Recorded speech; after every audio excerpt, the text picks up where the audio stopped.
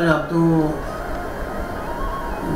भगवंत के प्रचारक हो और आपका ज्ञान जो है वो सर्व सृष्टि के लिए परमात्मा के मार्गदर्शन में बहुत ही लोगों तक पहुंच रहा है। आपके मार्गदर्शन से लोग पवित्र की तरफ और प्रगति की तरफ जा रहे हैं, उनका जीवन कल्याण हो रहा है। तो आप इस प्रगति के बारे में या लोगों को क्या यानी मार्गदर्शन करोगे? आपने जो प्रश्न पूछा है वो बहुत बड़ा प्रश्न है। मैं समझता हूँ कि परमात्मा हम सभी को पाल रहा है और दिशा भी दे रहा है जीवन में, और हर मनुष्य को बुद्धि नाम की चीज़ दी है भगवान ने। उस बुद्धि का जब हम उस बुद्धि का शुद्ध स्वरूप में जब हम उपयोग करते हैं, तब हर आत्मा से या हर व्यक्ति से एक अच्छा कार्य का ही निर्माण होता है।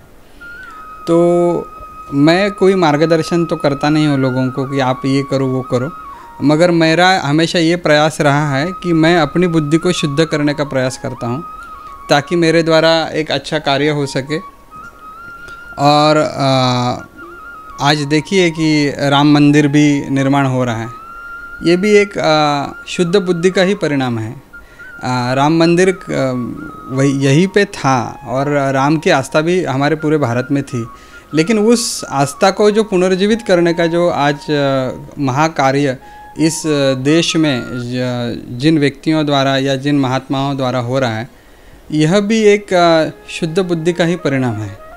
और हम सभी लोग उसी परमात्मा के बच्चे हैं सभी उसी की संतान हैं। तो ऐसी कोई बात नहीं कि परमात्मा को सिर्फ एक दो संतान ही बहुत अच्छी है और बाकी संतान उसको पसंद नहीं आई होगी।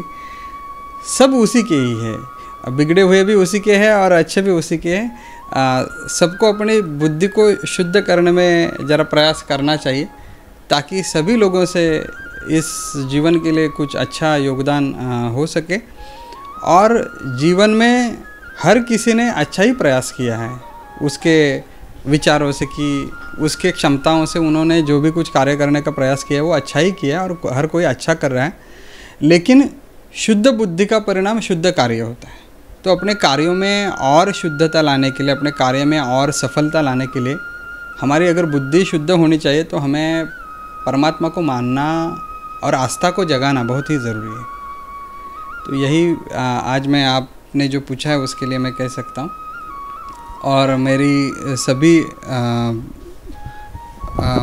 भक्तों के लिए शुभेच्छाएं हैं कि राम मंदिर बन रहा है और जिसके मन में राम है उसके काम में भी राम आता है।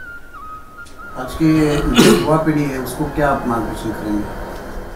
आज की युवा के लिए मैं कहूँगा कि सबसे ज़रूरत ये है कि हमारे देश में प्रगति तो बन ही रही है, हमारे देश में एजुकेशन भी अच्छा हो रहा है, हमारे देश में विचारों की जो श्रृंखला है वो भी सर्वश्रेष्ठ है।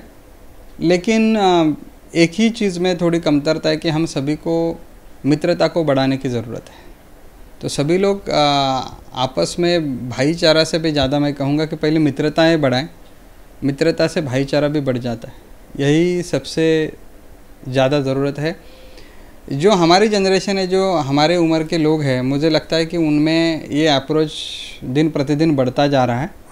बस प्रभु की कृपा रहे और यही मित्रता पूरी दुनिया में बढ़े। आप अभी अमेरिका से जाकर आए हो, आपका एक उधर प्रवचन था आपका, क्या उसके बारे में बताएंगे? अमेरिका में मेरे नज़र में जो समाज की जो स्थिति है वो मुझे जो दिखाई वहाँ पे पड़ा, उसका वर्णन मैं ये करूँगा कि अमेरिका में भौतिक क्रांति बहुत हो चुकी है और अभी लोग कुछ नया ढूंढ रहे हैं। लोग किसी वस्तु के शोध में अब नहीं हैं, बल्कि विकसित जो देश है उनकी सभी की स्थिति अब थोड़ी थोड़ी ऐसी होने लगी है, ऐसे मुझे दिखाई पड़ रहा है। जो विकसित देश नहीं है उनकी स्थिति अलग है, वो भौतिक साधनों के पीछे पड़े हैं क्योंकि वहाँ पे अभी भी भौतिक संपन्नता आई नहीं है। तो अमेरिका में मैंने ये देखा कि लोग कुछ जो नया ढूंढ रहे हैं वो किसी वस्तु की बात नहीं कर रहे, वो किसी टेक्नोलॉजी की बात नहीं कर रहे, लोग इंसान को ढूंढ रहे हैं। अमेरिका में बहुत साधनों का विकास होने के कारण इंसानियत नाम की जो चीज़ है, या इंसानियत नाम का एक बहुत अमूल्य जो एक जीवन का गहना है या पहेली है, वो कई खोई है। और अमेरिका के पहुँचे हुए लोग, अमेरिका के बहुत डेवलप्ड लोग अब इंसानियत खोज रहे हैं, और इंसानियत की खदान है, उस खदान का नाम है आध्यात्मिकता, जो कि भारत के मिट्टी में है। भारत को लैंड ऑफ एनलाइटमेंट इस नाम से भी पुकारा जाता है, जो कि अमेरिका के स्थानिक लोग बोलते हैं।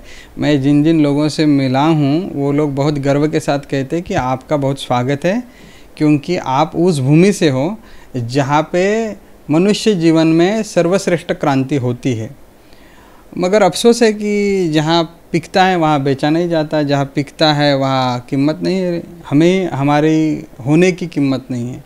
इस बात का भी कभी कभी दुख होता है, लेकिन ऐसा दुख करके भी आप कितने दिन समय खो देंगे। तो मैं ये कहूँगा कि अमेरिका के लोग अब जो भारत की जो गुणवत्ता है, उस गुणवत्ता की तरफ, उस क्षमता की तरफ, उसके सौंदर्य की तरफ, उसके सत्यता की तरफ अमेरिका के लोग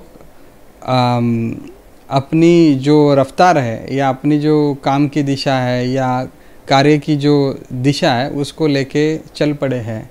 और बहुत जल्द जो भारत के जो महान सिद्धांत है, भारत की मिट्टी के सिद्धांत है, इसकी खुशबू, इसकी सौगंध अमेरिका के व्यक्तित्व में आना शुरू होगा, और फिर दुनिया उसी को फॉलो करेगी, क्योंकि जो अमेरिका करती है वही दुनिया फॉलो करती है। यही समाज का ट्रेंड रहा है।